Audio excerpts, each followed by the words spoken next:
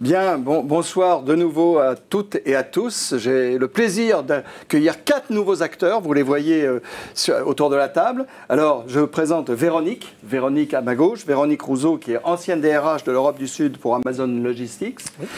À ma droite, j'ai Philippe Binquet, DG d'Acorus, et tu nous diras un mot sur Acorus. Hein, c'est quand même près de 2000 salariés et c'est dans la rénovation des bâtiments. Ensuite, j'ai Clara. Alors là, on fait quand même dans la diversité des générations, heureusement. Hein. Donc Clara, tu es maître de conférence en GRH à l'IAE Lyon School of Management. Évidemment, Mathieu, qu'on ne présente plus, Mathieu Detchessar, qui est professeur à l'IAE de Nantes. Alors, on va commencer un peu comme l'autre table ronde que je crois que vous avez regardé au 5e étage ici. Donc on va commencer par une première réaction évidemment de Mathieu. Tu vas nous dire un peu sur cette question du travail et telle qu'on l'a posée dans cette deuxième table ronde, c'est vers de nouvelles aspirations. Qu'est-ce qui ressort de ton expérience, de ta sensibilité, de tes travaux, etc. Voilà. Et 5 minutes. Hein. Très bien. Merci Charles-Henri pour cette table ronde et cette invitation. Peut-être plutôt que de discuter dans un premier temps la deuxième partie du titre, j'aimerais bien discuter la première. Parce qu'il y a tout un tas d'implicites dans la première partie du titre qui ne me semble pas du tout évident. On part quand même sur la question du temps de travail et sens du travail. Et compte tenu du fait qu'il y a des aspirations dessous, on peut s'attendre à ce qu'il y ait un lien, peut-être, entre temps de travail et qualité de vie au travail et sens du travail. Et comme il y a de nouvelles aspirations, on imagine que peut-être les aspirations à une vie privée plus tranquille, à une meilleure conciliation vie privée-vie pro, pourraient nous amener vers une réduction du temps de travail, de la semaine de 4 jours, de la flexibilité, et que tout ça, sous-entendu, serait très bon pour la qualité de vie au travail. Or, en fait, j'en suis pas sûr du tout. J'en suis pas sûr du tout. Je crois qu'en toute généralité, on ne peut pas établir, ça c'est un premier point, un lien évident entre temps de travail, réduction 4 jours, 35 heures, etc., et qualité de vie au travail. Et même, dans une certaine mesure, on pourrait presque établir de temps en temps l'inverse. Hein. Je prends 2 exemples, hein, vous en avez discuté dans la table ronde avant. Nous sommes en France, contrairement à ce qu'a dit Dominique Médard, un des pays dans lesquels le travailleur à temps complet, il faut bien regarder ça notamment dans les comparaisons avec l'Allemagne, le travailleur à temps complet français est parmi les Européens qui travaillent le moins. À peu près 120 jusqu'à 160 heures de différence avec l'italien. Bon. Donc, suite à la réduction du temps de travail, le français à temps complet travaille beaucoup moins bien que l'européen. Exprime-t-il plus de qualité de vie au travail? A-t-il de meilleures conditions de travail? Absolument pas. Les enquêtes européennes dont on va parler dans la première table ronde montrent l'inverse. Hein. Donc nous avons eu la réduction du temps de travail et néanmoins nous sommes en queue de peloton en matière de conditions de travail en Europe. Donc là, il n'y a pas de lien entre les deux. On pourrait même se dire peut-être que dans un contexte global d'intensification du travail, la réduction du temps de travail était plutôt une mauvaise idée. On a plutôt intensifié, réduit les temps de convivialité, réduit les temps d'échange, réduit les temps de pause, réduit les temps de mentoring, etc. etc. Premier point. Deuxième point qui ne laisse pas de nous surprendre et de me surprendre moi, et qui fait bien écho à la question d'une crise éventuelle du travail, c'est que si on regarde du côté de ces travailleurs que l'on appelle les travailleurs indépendants, c'est-à-dire non salariés, ces travailleurs indépendants, les récentes études de l'Institut Montaigne montrent qu'ils expriment par rapport au travail un point de satisfaction supplémentaire par rapport aux salariés, un point séparé parce que c'est sur une échelle de 10. Donc en gros, on est beaucoup plus satisfait quand on est travailleur indépendant que quand on est travailleur salarié. Or, vous le savez comme moi, toutes les études montrent que les travailleurs indépendants travaillent 25 à 30% de plus en termes de temps que les travailleurs salariés. Ce qui me fait dire d'ailleurs, par rapport à la discussion qu'on a eue tout à l'heure sur... Il me semble que s'il y a peut-être une crise du travail, cette crise du travail, ça n'est même pas une crise du travail professionnel, parce que les indépendants font du travail professionnel. Il y a peut-être spécifiquement une crise du travail salarié. J'en veux pour preuve d'ailleurs les aspirations mesurées par toutes les études des salariés, et notamment des cadres, ce qui est un vrai problème pour l'entreprise, hein, parce qu'ils sont censés donner du sens, porter la mission d'entreprise, etc. Les aspirations extrêmement fortes des cadres à devenir indépendants, alors même qu'on travaille plus quand on est indépendant. Alors ils ne le font pas tous, parce qu'ils sont tenus par les filets de sécurité du salarié évidemment, mais en tout cas, quand on mesure leurs aspirations, l'aspiration contemporaine des jeunes et des cadres à devenir indépendants est extrêmement forte. Donc le lien temps de travail, qualité de vie au travail ne me paraît pas du tout constitué. En tout cas, ne pensons pas que parce qu'on réduit ou parce qu'on concentre, ça va mieux, quoi. Ça, c'est un premier point. En revanche, et 2 points, et ça on y reviendra, je pense, dans la discussion, en revanche, nos études telles qu'on les mène avec mon équipe à Nantes et qui font écho à pas mal d'autres résultats, font apparaître d'autres éléments qui me semblent beaucoup plus clés en matière de sens du travail. Hein, et ces 2 éléments majeurs, c'est tout d'abord, et vous en avez parlé lors de la première table ronde, la question de la qualité du travail. Hein. C'est un point essentiel. Un travailleur qui va bien, c'est d'abord et avant tout quelqu'un qui fait du bon boulot, qui peut être fier de son travail et qui se dit à la fin d'une journée de travail, je ne me suis pas crevé pour rien. Ça a de la gueule, ça a de la mine. Si Simone Veil, la philosophe, hein, pas la ministre, le disait avec un peu d'emphase, elle disait mais l'équation de la qualité de vie au travail, elle ne parlait pas comme ça dans les années 30, mais c'est en gros ça, l'équation de la qualité de vie au travail, c'est que chaque travailleur puisse se contempler dans son travail. Un travailleur qui va bien, c'est quelqu'un qui peut se contempler dans son travail. Or, mondialisation, financiarisation, changement permanent, réduction des moyens, les études de l'adresse montrent que 54% des salariés français sont obligés de sacrifier la qualité du travail face à la réduction des moyens et au plan de changement. Donc ça, c'est un vrai problème, la qualité du travail. Deuxième problème, la reconnaissance. Vous en avez parlé tout à l'heure. Je centre en un mot, Charles-Henri, une reconnaissance très spécifique. Non pas la reconnaissance financière, non pas non plus la reconnaissance au sens de la gratitude. Vous savez, il faudrait savoir dire merci, féliciter, le fameux feedback positif, etc. Oui. Nos études insistent beaucoup sur la reconnaissance au sens de la considération. Suis-je considéré au travail comme une personne et comme une personne humaine? Et ça, je le mesure si les 3 spécificités de la personne humaine sont respectées dans mon travail: pouvoir agir, pouvoir penser, pouvoir parler. Est-ce que j'ai dans l'entreprise, est-ce que je suis considéré comme une personne et donc rétabli dans mes 3 capacités fondamentales? Est-ce que je peux penser? Est-ce que je peux agir un tant soit peu par moi-même? Et est-ce que je peux prendre la parole? Et là, on a des enjeux forts. Et là, tu es complètement en phase avec ce que disait tout à l'heure Dominique Méda. Oui. Il me semble en grande partie. Voilà. La question du dialogue, de la prise de parole, bien sûr. Alors, Clara, ton point de vue sur la question, et je sais que tu as travaillé dans ta thèse justement sur le télétravail, hein, donc, mais on ne va pas focaliser uniquement sur cette question du télétravail. Vas-y. Déjà, en premier lieu, je partage largement les constats que peut faire Mathieu. Et justement, pour mettre un petit peu de chiffres aussi autour de toutes ces notions, quand on parle de sens au travail et quand on parle de sentiment de qualité empêchée, parce que c'est de ça dont il s'agit, et de mal-être, on voit que quelques études qui sont sorties en 2023 nous donnent des chiffres quand même assez parlants et nous montrent que ce n'est pas un épiphénomène. Santé publique France nous démontre, en tout cas semble nous dire qu'il y a plus 25% de maladies professionnelles qui sont qualifiées de psychiques. Malakoff Humanis nous expose que 35% des actifs français disent souffrir de santé mentale et un tiers d'entre eux imputent ces problématiques de santé mentale à des causes professionnelles et principalement intensité et temps de travail, rapports sociaux dégradés et conflits de valeurs. Donc on voit que la question du temps et la question du sens sont vraiment au cœur de leurs préoccupations. Et puis encore quelques chiffres de la DARES dans leur enquête conditions de travail et risques psychosociaux nous mettent en lumière que 61% des actifs disent suivre des directives qu'ils désapprouvent et pour lesquelles ils n'ont pas été en accord pour qu'elles soient mises en œuvre, et 54% estiment qu'ils ne peuvent pas faire du bon travail, qu'ils sont empêchés de faire du bon travail pour des questions de moyens, de ressources en général, de délais, d'injonctions contradictoires ou que sais-je. Et finalement, ces enjeux qu'on peut voir à travers ces chiffres-là, eh bien, pour rebondir sur ce que tu as dit, Charles-Henri, effectivement, ils ont été exacerbés par la période de Covid et la massification du télétravail, qui a à la fois questionné les individus, mais qui a challengé et challenge encore les organisations et puis toute la ligne managériale, avec, finalement, pour faire le lien avec la table ronde précédente, un manager de proximité qui est finalement au cœur d'un ensemble de tensions qui deviennent de plus en plus difficiles à gérer, psychologiquement et temporellement, concrètement, dans son activité. Et pour moi, il y a plusieurs paradoxes assez importants qui émergent. En premier lieu, le paradoxe entre, finalement, la gestion de l'individu et du collectif. Comment on arrive à gérer les individus dans leur spécificité pour leur laisser leur place, tout en ayant de l'égalité ou de l'équité. On a vu ces 2 pendants dans la table ronde précédente. Comment est-ce qu'on arrive à maintenir un équilibre entre bien-être et performance? C'est un véritable sujet et on voit que beaucoup d'études nous montrent que les deux en fait, sont extrêmement liés, mais c'est encore difficile à conceptualiser pour certaines organisations.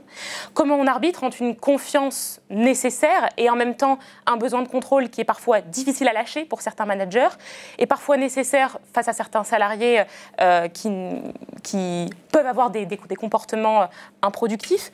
Et puis, comment est-ce qu'on fait pour faire le lien entre ce besoin de flexibilisation de plus en plus grand, de flexibilité que l'on voit apparaître, et en même temps nos organisations qui cherchent à uniformiser autant que faire se peut. Et donc finalement, eh bien, on voit qu'il y a un ensemble d'organisations qui expérimentent de nouvelles méthodes de management, qui expérimentent différentes modalités de travail, semaine de 4 jours, télétravail, mais qui se retrouvent face à une vraie difficulté à procurer un sens qui est partagé par chacun de ses collaborateurs, à fournir des conditions de travail qui sont salutaires et à donner envie de s'engager en fait, dans la réalisation de l'activité au sein de la dite organisation. Et donc, j'en terminerai là-dessus. Pour moi, ce qui, en tout cas aujourd'hui, me semble particulièrement saillant, et là je rejoins tout à fait des travaux qui commencent à être un petit peu anciens, mais qu'en fait très actuelle de Mathieu, qui a été un peu précurseur sur ces questions, qui est finalement la mise en œuvre d'espaces de discussion du travail réel, dans une démarche d'amélioration continue. Mais la question qui se pose, et en tout cas que les organisations que j'accompagne me posent moi aujourd'hui, c'est comment ? Comment est-ce qu'on peut discuter efficacement et sereinement ? Et c'est, je pense, aussi vraiment la question de la méthode aujourd'hui qui se pose pour les organisations, et peut-être que vous rebondirez sur ces éléments-là. Merci Clara, parfaitement à l'heure, c'est formidable. Alors, Véronique, tâche difficile, comment réagit-on aux propos de nos académiques? Et puis, comme je sais que tu as assisté à la table ronde précédente, comment ça résonne tout ça dans le cas? Alors, tu as 3 minutes. Alors justement, moi je voudrais à la fois réagir, mais aussi contribuer, construire sur tout ce qui a été échangé précédemment et maintenant. Parce que c'est un petit mot de dire que ça fait beaucoup écho à mon expérience et à ce que j'ai mis en place ou ce à quoi j'ai contribué au cours de mon expérience professionnelle. 3 thèmes pour moi qui font écho ou peut-être qui font des nuances par rapport à ce que vous avez dit. Premièrement, si la quête du sens à donner au travail n'est pas nouvelle, alors 2 points de repère pour moi, le discours devant le CNPF de Antoine Riboud en 1972 à Marseille, qui pose le principe de qualité de vie au travail, dans ses propres mots, de l'avoir et de l'être, donc 1972. Deuxième point de repère un peu plus provoquant, c'est François Monconduit, philosophe politique à Paris 1, qui disait dans la fin des années 80, qui disait « Le travail est beau et le travail rend beau ». Donc, c'est pas nouveau, mais je pense, comme vous, que c'est critique, et dans des formes qui s'expriment de façon différente. Parce qu'il y a la massification du travail, parce que tout va plus vite, et aussi parce que, notamment le télétravail, les relations interpersonnelles, on a beaucoup parlé de ça, de responsabilité opérationnelle, mais aussi de proximité. Et pour moi, le manager n'est pas manager si ce n'est pas un manager de proximité. J'y reviendrai un peu. Le manager, il doit être proche, quel que soit le niveau. Connais tes équipes, connais-toi toi-même et organise le travail avec et pour tes équipes.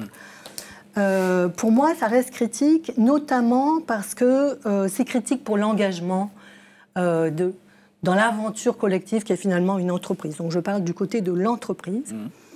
Alors, le sens, c'est le contenu, oui, mais c'est aussi la direction. Et je constate que quand les directions ne sont pas claires, quand elles ne sont pas tout simplement explicitées, quand le lien entre la contribution personnelle reconnue par l'expertise, le professionnalisme, ça peut avoir différents mots, le métier, et en lien avec la vocation de l'entreprise, qui peut être de produire un service, de produire des biens, chaque fois que ce lien n'est pas fait, c'est source non seulement de désengagement, mais je dirais aussi de mal-être au travail. Je pense qu'on peut le penser et le mesurer de la sorte. Deuxième type de réflexion, je dirais le manager change, mais dans ses modalités pratiques, peut-être pas dans sa vocation. Et pour moi, je n'aime pas, je vous le dis franchement, l'idée de manager de proximité. Quelqu'un qui n'est pas proche de ses équipes, proche de ce qu'il a à accomplir, capable de créer les conditions en donnant du sens, mais aussi à chacun de trouver un sens et une finalité et une reconnaissance, il s'améliore à être manager, mais il n'est pas complètement, pleinement dans sa mission, et on pourra redébattre sur ce qu'on peut faire ou ce qu'on ne peut pas faire. Bien sûr. Troisième sujet, et qui, dans vos travaux que j'ai trouvé très, très intéressant, bien sûr, et très riche, je poserai quand même la question de comment est-ce que la culture d'une entreprise peut favoriser ou être infléchie, mais en tout cas nourrir cette réflexion à la fois de l'organisation du temps de travail, 4 jours, 5 jours, le matin, l'après-midi, et en même temps y trouver l'ADN, finalement, de solutions. Et identifier la culture de l'entreprise, s'en servir comme levier positif, c'est le collectif, c'est l'histoire et l'aventure commune. Et je crois qu'aujourd'hui, on n'en parle peut-être pas assez, parce que l'idée, c'est quand même de donner à chacun la possibilité de se reprendre en main en étant reconnu, et donc de libérer, en quelque sorte, l'invention, la qualité du travail, l'intelligence de la tâche. Toutes les tâches peuvent être exercées avec une contribution humaine. Elles passent par, même les plus humbles, les plus basiques. Et j'ai fini. Et donc, voilà. Enfin, je constate, dans mon expérience, que chaque fois que les équipes sont loin du client, que ce soit l'employé ou le client final, c'est là où les entreprises, c'est là où les salariés se sentent le moins bien. Et c'est là où, à mon avis, il faut travailler en détail. Et enfin, je pense tout à fait, comme ça a été dit, que les salariés français ne sont absolument pas paresseux. Très bien. D'ailleurs, Véronique, ce que nous avons vu ces derniers mois dans des petites publicités sur Amazon, non pas sur les produits, mais sur les personnes, dans les cinémas et même à la télévision, sauf erreur, on dit, c'est intéressant. Alors, Philippe, comment réagis-tu à tous les propos qu'on a entendus là, depuis le début de cette table ronde et peut-être l'autre table ronde? 3 minutes. 3 minutes, bien sûr. D'abord, Acorus, tu l'as dit, une entreprise de service. On fait de la rénovation de bâtiments. Notre raison d'être, c'est d'améliorer la vie des gens dans les bâtiments, quels qu'ils soient. On a un peu moins de 2000 personnes, mais on a surtout 80% de ces gens qui sont des techniciens, qui sont des gens qui vont faire des peintres, des maçons, des menuisiers. Il n'y a pas beaucoup de télétravail chez toi. Voilà, tu mets le doigt dessus. Le télétravail, on avait essayé, ça ne marche pas. Bon, si je suis ici, c'est parce que on vient de valider, après 2 ans et demi de tests successifs et différents, de passer à 4 jours pratiquement toute l'entreprise, pas tout à fait toute. Et les 2 motivations de départ, c'était ces gens qui sont en première ligne, dont on avait pensé quelques minutes là, pendant le Covid, puis après on les a réoubliés. Ça fait bien longtemps qu'ils n'ont pas vécu une évolution de la façon dont s'organise le travail avec la vie. Évidemment, alors chez nous, ils sont toujours à 39 heures avec les 4 heures sub forfaitaires. Évidemment, ils n'ont pas de RTT et évidemment, le télétravail ne leur a pas bien bénéficié parce que plombier en télétravail, ça n'a jamais marché. Oui. Donc la première motivation, c'était est-ce que ce truc qui sort là, 4 jours, ça pourrait pas être un peu leur revanche de oui, ok, c'est possible de faire évoluer. Le travail, c'est pas un truc qui va se faire de la même façon pendant 150 ans. Il n'y a pas de raison que ça évolue pas. Ça, et puis il y avait une deuxième qui était, c'est des métiers de très fort engagement. Et là, je parle plus des premières lignes, je parle des managers. Et des métiers de très fort engagement dans lesquels, même si on dit aux gens, organisez-vous un peu comme vous voulez, ils vont facilement se cramer parce qu'ils aiment ce qu'ils font, parce qu'ils vont y rester, etc. Et donc, il y avait une idée un peu de, est-ce que ce passage à 4 jours permettrait pas un peu de les forcer à se reposer? Non, c'est un peu fort, mais en disant, ouais, ok, tu seras engagé autant que tu veux, mais au moins, là, tu as un truc de plus pour te reposer. Après, je rejoins, pour réagir maintenant, donc j'ai juste présenté, mais pour réagir aux propos, évidemment, je rejoins le premier, qui est, c'est pas la réduction du temps de travail qui est le sujet. D'ailleurs, l'exemple le plus fort qui fait écho à ce que tu disais, c'est que nous, on avait démarré il y a 3 ans avec une enquête QVT, on en a refait une il y a 2 ans, et on en refait une là, et ça a été un des indicateurs pour savoir si on poursuivait ou poursuivait pas.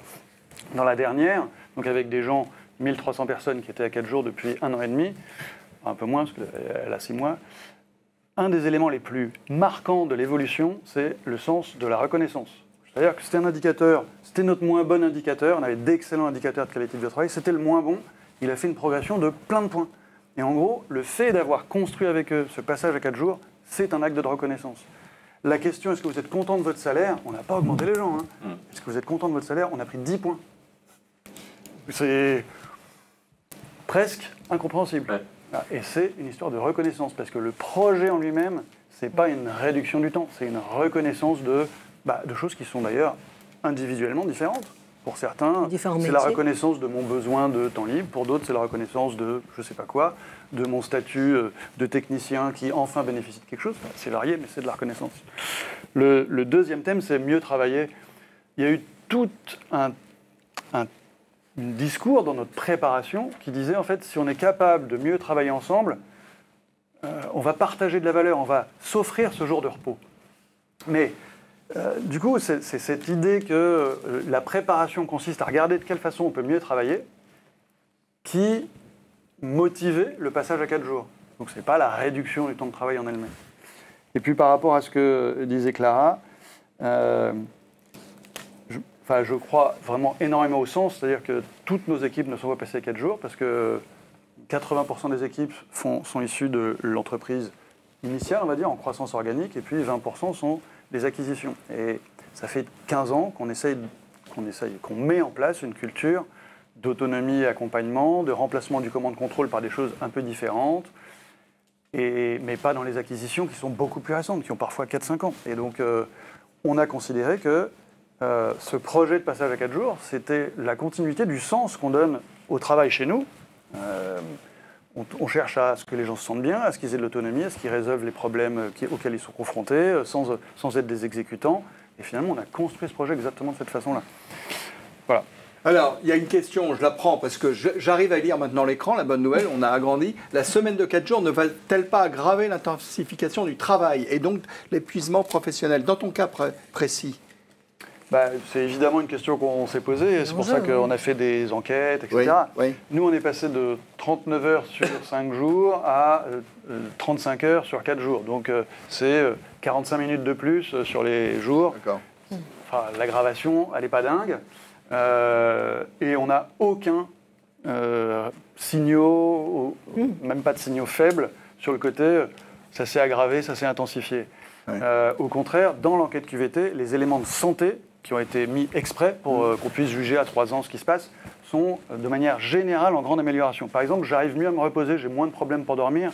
C'est un truc qui a beaucoup augmenté. Et c'est pas parce que j'ai un jour de plus en théorie, c'est factuel, quoi. Donc, tu sais que ça me rappelle ma première thèse de doctorat où je faisais un doctorat sur le travail en continu, 24-24. Et j'avais 4 usines qui fonctionnaient en 4-8, le système, et une usine qui fonctionnait en 2-12. C'est-à-dire, et bien curieusement, cette usine qui était dans le nord de la France, tous les indicateurs, les gens, effectivement, étaient plus longtemps au travail, mais venaient moins souvent. Toi, tu dis en termes de... Alors, il y a une question quand même que tu n'as pas abordée, Philippe. Je voudrais revenir juste sur cette question, parce qu'à Corus, ce n'est pas seulement la semaine de 4 jours, c'est aussi quelque chose qu'on a évoqué à la première table ronde et que je vais poser aux 4 personnes ici. Donc toi, c'est la question de la capacité, du pouvoir d'agir. C'est un peu ce que tu disais. Tu es quand même une entreprise qui a quelque part libérer la capacité des personnes à agir en relative autonomie, si tu veux, en subsidiarité, pour reprendre un terme qui t'est cher. Hein. Tu pourrais nous en dire un mot, parce que je ne pense pas, c'est pas anodin, je pense que la mise en place des 4 jours est liée au fait que vous ayez déjà une culture de... Allez, on va parler comme Jean-Dominique Senard de Michelin et maintenant de Renault, de responsabilisation. Hein. Oui, et puis souvent quand on m'interroge, j'explique que si on ne part pas de cette culture, on a beaucoup de choses de se planter dans un passage à 4 jours. Et la preuve en est que la réduction du temps de travail est de les 35 heures, c'est bien souvent un truc qui a raté, parce que c'est un truc un peu imposé, plaqué sur n'importe quelle culture. Oui, c'était une remarque là, d'ailleurs. Et donc, voilà. Et donc, c'est un peu ce que je disais. Oui, on a depuis longtemps, partant de plein de thèmes, mais en 2013, des logiques d'entreprise libérée, du lean, du fait que respecter les gens, c'est leur donner le moyen d'agir sur leur job. Et agir sur son job, c'est être en position d'apprenant, pas en position d'exécutant, de résoudre des problèmes soi-même, d'être accompagné pour le faire. Et donc, ça prend des années, mais ça fait des années qu'on est là-dedans. On a traduit ça dans les organisations, on a organisé en toutes petites unités qu'on appelle des mini-entreprises, avec un chef d'entreprise. Donc, nous, la logique de manager de proximité, elle n'a pas vraiment de sens. On a dit, vous êtes un patron de PME, voilà, donc en fait, vous n'êtes ni de proximité ni pas de proximité, vous êtes un patron. Et puis, vous avez votre équipe. Elle n'est pas trop grosse pour que ça reste humain, parce que c'est les équipes qui fonctionnent le mieux, où il n'y a pas ce management un peu artificiel. Et vous avez des choses à construire avec votre équipe. Et ce qui a bien marché, c'est que le moment où on a demandé est-ce que vous avez envie d'aller aux 4 jours, les gens disent oui parce qu'ils se disent tiens, c'est toujours un jour de gagner. Mais surtout après, ils ont travaillé à le faire. Parce que si avec ça, c'était une condition nécessaire, évidemment, il faut qu'ils aient envie. Mais après, ils ont découvert que c'était une occasion de plus de se mettre autour de la table pour regarder qu'est-ce qu'on fait qui ne nous plaît pas, qu'est-ce qu'on pourrait faire mieux.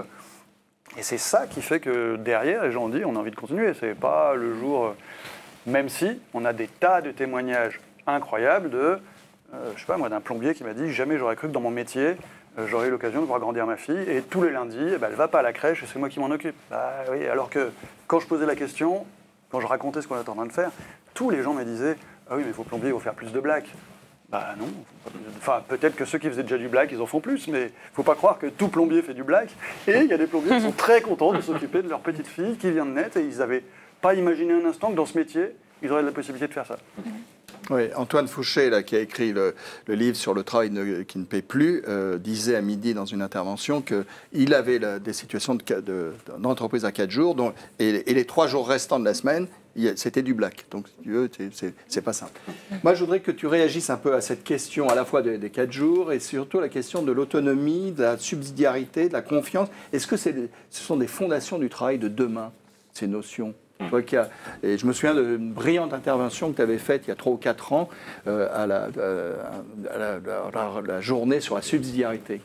Tu peux nous en dire un peu plus là-dessus ? Oui, je veux bien réagir sur la question de l'autonomie parce que je partage très largement ce que Philippe a dit et ce qui permet, comme d'habitude, c'est-à-dire le succès de la semaine de 4 jours telle qu'elle a été mise en place chez Acorus est évidemment, et ça rend hommage à ce que tu disais Véronique sur la culture, c'est certainement aussi pour une bonne part, lié à tout ce que Philippe a raconté de son entreprise. On a construit ensemble, déjà, on a construit ensemble, tu l'as dit plusieurs fois. On a construit au terme d'un parcours dans lequel depuis longtemps, on avait rompu avec le système command and control, tu as évoqué ça. Et donc, effectivement, évidemment que la semaine de 4 jours, ça peut fonctionner. Ça peut fonctionner si ça fonctionne à l'intérieur d'une culture, d'une association, d'une construction commune, qui prend en compte les contraintes du travail, etc., etc.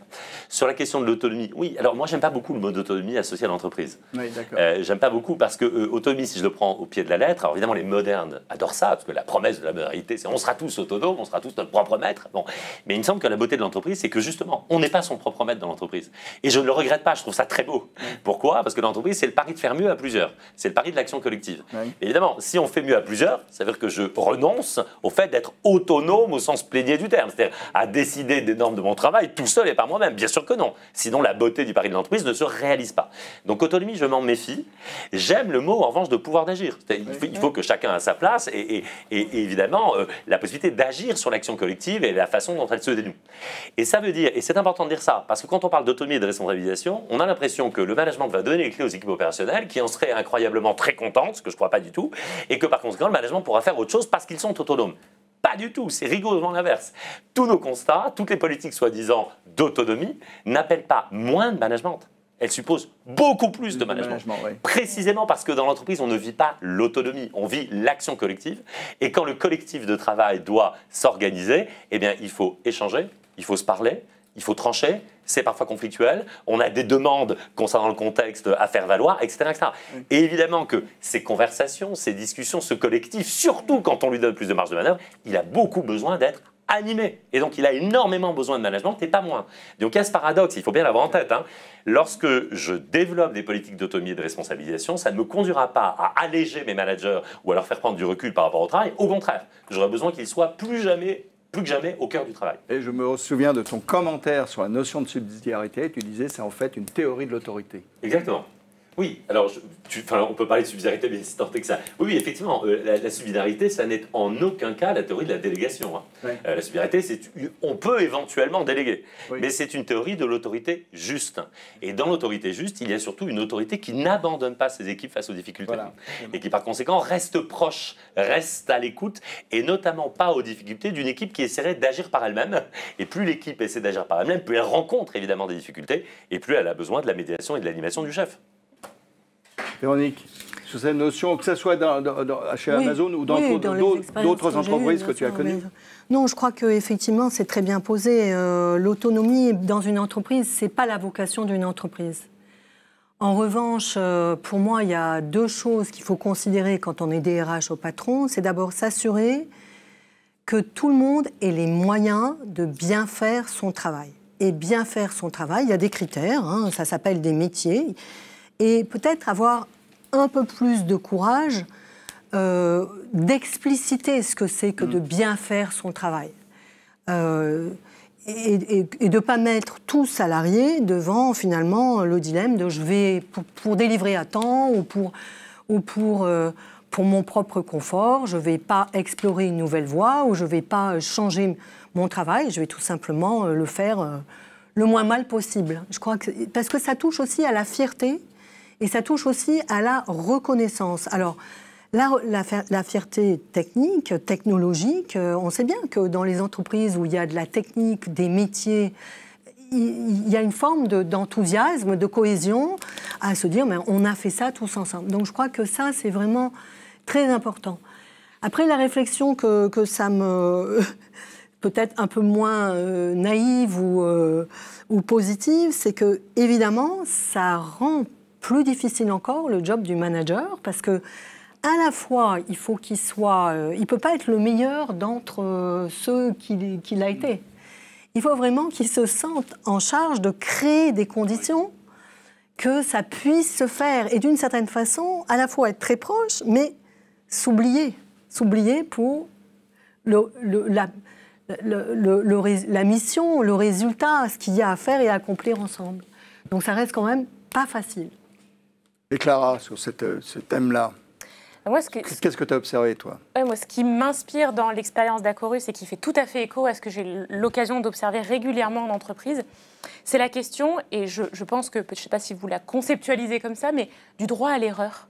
Oui. Du droit à l'erreur organisationnelle, c'est-à-dire qu'on essaye de mettre en place des choses qui peuvent ne pas marcher complètement, ou en tout cas à la marge, dans leur entièreté, et on est tous d'accord pour se dire qu'on va procéder par essai-erreur, et que ce sont les choses face auxquelles on s'est retrouvé en difficulté, et que ce sont nos difficultés qui nous ont permis de progresser. Et je crois qu'il y a une vraie difficulté maintenant pour beaucoup d'entreprises parfois à s'engager, entreprises et organisations publiques, à s'engager dans des nouveautés organisationnelles parce qu'ils ont peur de l'échec. De l'échec des nouvelles modalités de travail ou d'organisation qu'ils mettent en place, alors que c'est de l'échec qu'on peut justement proposer des choses meilleures et nouvelles. Oui, c'est ce que disait ce jeune philosophe Pépin qui, dans le petit livre « Les vertus de l'échec ». Alors, il y a quand même un terme qu'on a entendu. Dans la première et la deuxième table ronde, il nous reste 8 minutes, 8 ou 9 minutes. Il y a quelqu'un d'ailleurs qui dit, ça te concerne directement, dans l'exemple d'Acorus, il s'agit pour 50% d'une réduction de temps de travail et donc d'une augmentation de la productivité si la quantité de travail n'a pas diminué. Oui, la productivité va augmenter de 20%. Oui. C'est-à-dire qu'en travaillant 10% de moins en air, ils ont une productivité, chacun, individuellement, les techniciens, qui est 10% plus élevée. L'explication de ça, elle est très compliquée à faire comprendre d'ailleurs. C'est systémique. Et donc, c'est une chaîne, ça touche plein d'endroits. Ça touche aussi des choses toutes bêtes, comme la réduction de 30% des absences de courte durée.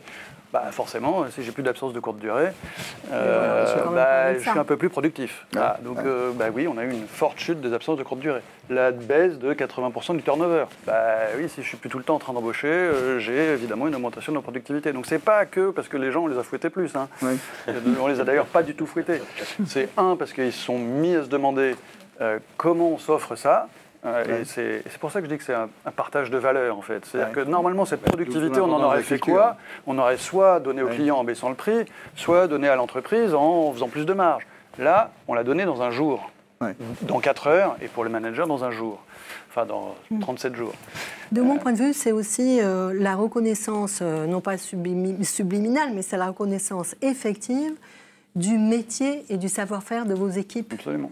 Parce que tout le monde en a sous le pied. Et là, ils ont partagé leur savoir-faire, en fin de compte. On sait bien que les efficacités, elles peuvent être... elles peuvent s'apprendre, elles peuvent s'améliorer, voilà. Et c'est ça que je trouve, moi, personnellement, très intéressant. Ce qui est formidable dans l'expérience d'Acorus et dans ce que vous avez fait là, dans les différentes entreprises que tu as connues, c'est, et Clara l'a insisté, et la table ronde précédente, c'est l'expression travail réel. C'est l'écart entre travail prescrit et travail réel. Ce qui est formidable dans l'expérience d'Acorus, c'est qu'on a l'impression que les gens se sont emparés de leur activité à partir d'une expérience très concrète. Donc, moi, j'ai simplement une question pour vous quatre, c'est comment redonner une vraie place ou son importance au travail réel par rapport au travail prescrit.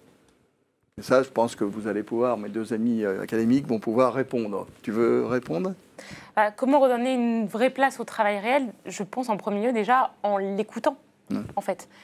Justement, je pense que dans cette expérience-là, mais il y en a sûrement bien d'autres dans tout un tas d'organisations, en fait, quand on se pose la question de comment organiser le travail, écoutons déjà ceux qui le réalisent pour déjà comprendre quelles sont les difficultés, quels sont les besoins, quelles sont les marges de progression, et ensuite, à partir de là, la ligne managériale est là pour mettre, j'ai envie de dire, les garde-fous, pour dire on ne peut pas aller dans cette direction pour telle et telle raison. Par contre, dans cette direction-là, on peut y aller. Donc, on va essayer d'y aller. Comment on essaye d'y aller? On met des méthodes, on met une logique, on met un timing en place. Et derrière, on procède par essai-erreur. Ouais. Ça marche, ça ne marche pas, on réajuste, mais partons de ce dont le terrain a besoin pour aller dans quelque direction que ce soit. Oui, donc on est loin de l'entreprise tableur qu'a évoqué Pierre-Yves tout à l'heure, qui est basée sur des KPI qui viennent souvent d'en haut, etc., et sans prendre en compte la réalité du terrain. C'est un petit peu ça. Ben, c'est un petit peu ça, et puis surtout le problème de ces KPI souvent, c'est que comme ils enferment le travail dans quelque chose qui est forcément complètement borné et prescrit, tous les ajustements que font les collaborateurs faussent complètement ces chiffres. Donc en fait, ces chiffres sont en plus derrière complètement ininterprétables par la direction. Enfin, en tout cas, ils ne permettent pas de réellement comprendre ce qui se passe et ce qui se joue du travail invisible. Exactement. Mathieu. Oui, bah on a peu de temps, on peut essayer de tenter des slogans pas du tout impressionnants, mais effectivement, moi je crois que l'attention au travail, elle est centrale pour tout un tas de raisons, et que peut-être on peut pousser très modestement une expression qui n'est pas épatante, hein, mais il est important dans nos entreprises que l'on consacre du temps à un management du travail. Un management du travail. Pas un management des hommes, pas un management des hommes et des femmes, humanistes, psychologisants, sondant les reins, les rats, les cœurs, etc. Un management des professionnels. Voilà, le professionnalisme. Ouais, Clara, je partage vraiment ça avec toi. Venons chercher nos collaborateurs sur le terrain du métier, hein, Véronique l'a beaucoup dit, et par conséquent, préoccupons-nous de leur travail pour bien nous préoccuper d'eux. La meilleure façon de bien s'occuper de nos salariés, c'est de se préoccuper de la façon dont ils travaillent. Et ça pose une petite question, Charles-Henri, si tu permets, qui a beaucoup été abordée dans la table ronde précédente, mais qui est juste. Or, si on veut du management du travail et si on veut des lignes managériales qui se préoccupent du travail de leurs collaborateurs et de la façon dont ils le font, encore faut-il évidemment qu'elles aient le temps de le faire et qu'elles ne consacrent pas 40% de leur activité à faire du reporting, 40% dans des groupes de travail oiseux sur des priorités que je n'ose même pas nommer, mais qui sont poussées soit par le législateur, soit par la bien-pensance externe, parce que les entreprises sont notées et qu'il faut faire feu de tout bois pour montrer qu'on est sur les thèmes à la mode. Non, se préoccuper du travail. Voilà. Et donc préserver le temps du management pour se préoccuper du travail. Une réaction ? Là, il y a une question intéressante à l'écran. C'est pour ça que, quel rapport faites-vous entre nos modèles de management et d'organisation du travail et notre socle républicain et démocratique? La crise de la représentation démocratique que nous traversons est le cas très préoccupant des USA, j'allais dire aujourd'hui. Ne vient-il pas bousculer en partie ces nouvelles approches du sens du travail ou, à l'inverse, comme le suggère parfois Michel Maffezoli, les entreprises seraient-elles en train de devenir un laboratoire de nouvelles pratiques, source d'inspiration pour le fonctionnement du fonctionnement démocratique? Alors, ça sera peut-être la dernière question, parce que je vois le délégué général de la FNEJ qui va... Une réaction et peut-être un bout de réponse, mais moi je trouve intéressant cette logique de travail réel, sauf qu'il y a quoi d'autre comme travail? En fait, en théorie, il devrait y avoir que du travail réel. Donc si on met... et c'est pour ça que autonomie, c'est un mot facile, mais en fait, moi, je ne dis pas autonomie, je dis autonomie et accompagnement en opposition à commande et contrôle. Commande et contrôle met les gens en situation d'exécutant. Et contrôle les met en situation de non réel, parce que j'ai quelques indicateurs, parce qu'il faut que ce soit simple. Voilà. Autonomie et accompagnement, je le mets en situation d'apprenant, ce qui n'a absolument rien à voir. Et je viens lui apprendre, l'aider sur ce qu'il ne sait pas encore faire. Mais évidemment, je ne vais pas dire au peintre, alors tu dois peindre ce mur, tu en as pour 2 jours. Maintenant, il le sait, il est peintre. Ça fait des années qu'il le fait. Le manager, lui, n'est pas peintre, ou pas forcément. Mais il a d'autres choses à lui apprendre. Peut-être faire le devis avec le client à la sortie. Il y a plein d'autres trucs. Et donc, c'est finalement pourquoi on ne serait pas dans le travail réel. Et en effet, les organisations, parce qu'elles ont créé énormément de temps rouge, de temps pas productif, ont transformé le travail en un travail pas réel. Mais ça ne devrait pas. Alors, par rapport à ce qui est à l'écran, est-ce que les entreprises sont des laboratoires de nouvelles pratiques, en quelque sorte? Je pense, même si, en tout cas, je suis toujours un peu réservé sur il faudrait que l'État soit comme les entreprises. Voilà, c'est 2 choses différentes. Et puis, je ne sais pas si c'est du management. Donc, je ne m'y risquerai pas. Mais en tout cas, c'est sûr qu'on est des laboratoires de nouvelles pratiques. Par exemple, si on devait dire... Est-ce que ces nouvelles pratiques doivent servir de généralisation ou de loi? Pourvu que non. Si demain, tout d'un coup, sortait un truc qui dit les 4 jours, c'est obligatoire, ou c'est... on a imaginé une économie d'impôts, de je sais pas quoi, ce serait catastrophique, en fait, parce qu'on ne peut plus tester des trucs. D'ailleurs, ça a été, rappelle-toi, la loi des années 90. Exactement.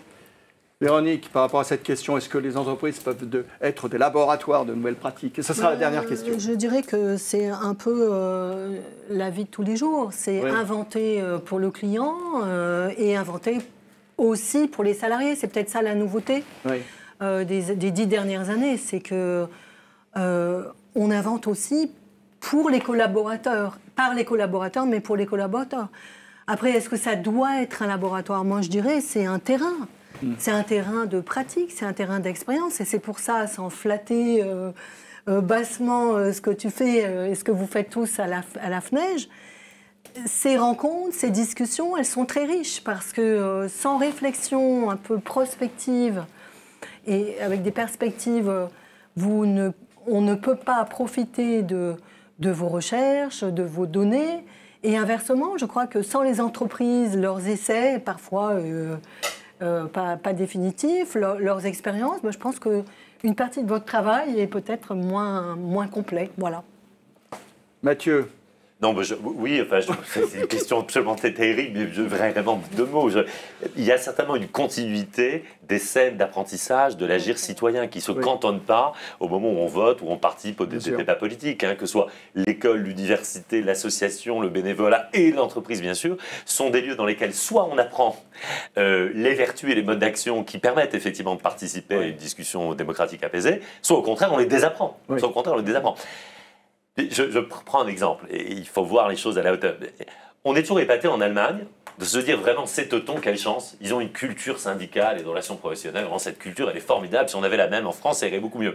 Oui, sauf que ce n'est pas une question de culture. C'est une question de culture, mais c'est une question qui s'ancre dans des pratiques concrètes de l'entreprise allemande que l'on ne connaît pas en France, que l'on essaie de copier depuis des années. Si on a une situation sociale plutôt plus apaisée et un dialogue de relations sociales plutôt plus apaisé en Allemagne, c'est parce qu'on y vit depuis 70 ans sous le règne de la codétermination et des lois de 49 et de 51 et qui ont évidemment une influence politique extrême. Lorsque des représentants du personnel sont toute la journée et des directions obligées de se parler, de se mettre autour d'une table et de conduire de l'accord et du consensus parce que chacun a des droits de veto, eh bien, on apprend une façon aussi, évidemment, de faire de la politique à l'extérieur, bien entendu. Donc, bien sûr que les pratiques de l'entreprise peuvent avoir de l'importance. Les grosses pratiques, pas le management, vite fait, la mode managériale, la libération de l'entreprise. Par exemple, il me semble que si on reposait à nouveau frais, on est nombreux à vouloir le faire, le chantier de la codétermination en France, ça fait quand même depuis le rapport Bloch-Lenné 1963, 60 ans que le général de Gaulle et d'autres ont posé cette question-là.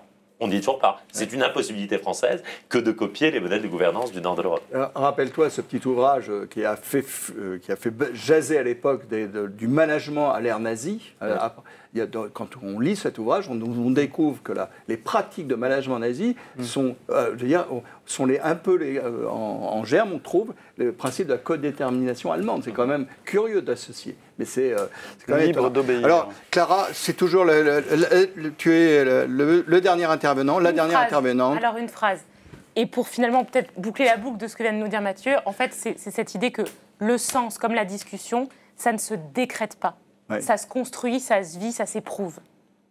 Et je m'en arrête là. Et donc, les entreprises, elles peuvent devenir des laboratoires. Je pense que tout ce que ça met en exergue, c'est que quand on parle justement de ce besoin de sens que l'on a dans les organisations, de retrouver du sens pour motiver les collaborateurs, je pense qu'on a besoin aussi d'avoir un sens de l'action publique et de l'action politique aujourd'hui qui n'est pas unifié et surtout qui n'est pas clair et qui ne permet pas à nos concitoyens aujourd'hui d'avoir une direction un peu plus globale et un peu plus large de là où on veut emmener notre pays et qui sort finalement des considérations partisanes qui sont fondées sur de la séparation, de l'exclusion et qui ne sont pas fondées sur finalement qu'est-ce qu'on veut devenir en tant que société.